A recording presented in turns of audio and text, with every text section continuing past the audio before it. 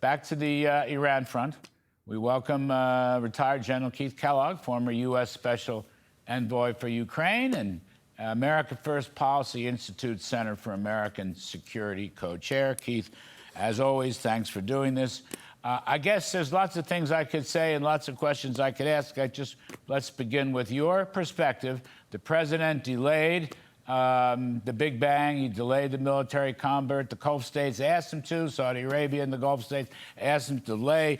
He believes we're going to get an opening of the Strait of Hormuz tomorrow and further negotiations on something called the perimeter of a denuclearization deal. What are you thinking tonight? What is your wisdom and insight, Keith Kellogg? Yeah, Larry, thanks for having me. Good to be with you. Look, everybody has to give full credit to President Trump in trying to get to a diplomatic solution. Full credit to that being done. But this is sort of like, you know, Linus and Lucy with the football in the cartoon character Peanuts, where she lays down the football, then she pulls it every time Linus tries to kick it.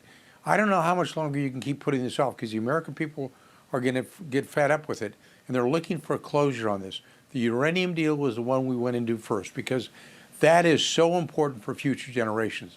I understand the Strait of Hormuz deal, but the fact is we need to keep our focus on the nuclear deal, because we do not need a nuclear weapon in the Middle East. My major concern is the fact that we keep referring to a kinetic strike. You know, kinetic strikes are great, but they've got to be put in context with not only the economic piece, but the diplomatic piece as well. I've been involved in two wars before that we kept thinking that the kinetic strikes were going to do something. In Vietnam, we put more strikes in steel on target than they put in World War II, and look what happened with that war.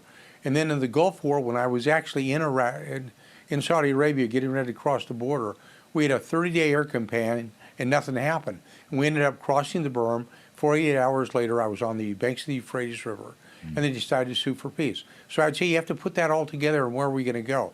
The president's smart enough to figure that out. But I think the American people are getting a little bit fed up, and they want to close this deal. And what does it look like? Actually, it means that keeping the pressure on the Iranian regime to basically get a change of government, because as long as you have a theocratic government in charge, we are going to keep looking at this and having a problem with them. And then we have to figure out some way to support some type of resistance within Iran to get rid of the theocratic regime. And it gives the president leverage into what he's going to do and when in the future. It's something he wrote about in his book, The Art of the Deal. And he's also trusts his instincts on what's going to take. Because right now, in the long term, we have to have some type of alliance within the Gulf states to create for lack of a better term, a NATO-like structure in the Gulf region that we can't keep going back to this. But right now, I think the people of America are just fed up because this has taken so long to get resolved. And I think he can be doing something that the American people will support. He goes to them and tells us, this is where we're heading to, and stand with me on this one. It's not going to be easy. It's not going to be short, but we can finish this job, the one that we started. Keith, just to clarify this kind of new arrangement, or new old arrangement, whatever, some people are saying we're back to the memorandum of understanding. I don't know that that's the case. Mr. Trump referred to it as the perimeters of a deal, a denuclearization deal. But two important things. Number one, the naval blockade is in place, so there are no Iranian oil sales that would help their economy. And number two, I presume all of this, what I'll call Scott Bessent, Treasury Secretary, Operation Economic Fury, sanctions, all those sanctions are in place. So there's no money going to Iran at the present time as we put pressure, as you put it, economic pressure. Are those two conditions true? Are they correct?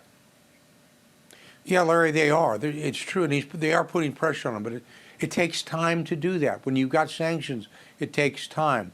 With the ships being diverted because of the blockade, it's going to take time.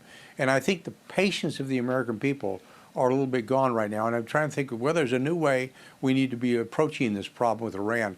Because originally, when we did this, it was not about the Strait. They've made it as part of the Strait because they realize it affects the entire world's economy. Our original goal was getting rid of their enriched uranium, which sort of dropped to the secondary and third and the tertiary level. But we have to keep our eye on that because that's what's going to affect the future. That's going to affect our kids and our grandkids. And we have to have a way to get rid of the enriched uranium and make sure they don't do that again. We should keep our eye on that ball. And I don't think we are there right now. I think we're starting to divert, and I think that's what's frustrating the American people because we're really not really sure where we're at. Well, it was the MOE that was broken. I mean, everything was broken. They broke the ceasefire. They broke the peace in the Strait of Hormuz. They broke the MOE. My question is, and it may not be answerable at the present time. The president may choose to shed more light on this during these negotiations if they occur. But the question is, all of the MOE stuff, which was so-called performance-based, no money to Iran, keep the pressure on. You're right about the nuclear dust, as he calls it, the denuclearization in general. I mean, I don't know. Having failed so many times with Iran pulling out, right, always breaking their promises, which is historically what the radical Islamists do, it's just kind of hard to know why this time around will be any different than the earlier times. You know, sometimes couples therapy just doesn't work as much as we try to negotiate it through. I mean, that's just kind of what I'm thinking. I think you're right, Larry. Look, this is right in their game plan. When you look at how they negotiate, they call it marketplace negotiations. As I've said before, it's like kind of buying a rug in the Middle East. There's no price tag on it. And they keep delaying. So we need to say, that's done. We're done with it. We're done with negotiations. We haven't done that at all. We keep falling back into their game. We're going to negotiate. Well, this time we're serious. They're not serious. Look, the negotiations today, they're really between Oman and Iran on what they're doing. They're not between us. We're kind of on the periphery of that. This thing started with us, and we should keep our eye on the ball of what it takes. Look, I understand there's risk to what we do, and things like this are messy. I've got that. But we've got to make sure that we've got an end state in what we're doing, and we keep our eye on the ball about getting rid of the enriched uranium. We'll take care of the strait. We can do that. We can do it militarily or over time with a blockade or some other measures to be done. But right now, I'd like to go back and get rid of that the nuclear dust, as he calls it. We ran into the same problem with North Korea years ago. The American government did. And look where they're at right now. They've got a nuclear weapon. And you treat a nuclear power significantly different than a non-nuclear power. I know that. I've seen it. We don't need a 10th nuclear power. We got 9. That's quite enough right now. Well, we'll just have to see where it leads. I mean, you're right. Mr. Trump has done what no president before has done, taking on Iran. There's no question. They have been disabled and decimated. Their military, their economy, it's all a tremendous mess. The final blow and the so-called deal hasn't occurred yet. I don't know that the deal can ever occur, but we'll have to see. He's the one with the options, and, you know, he's trying to work with our allies, so we'll see what happens.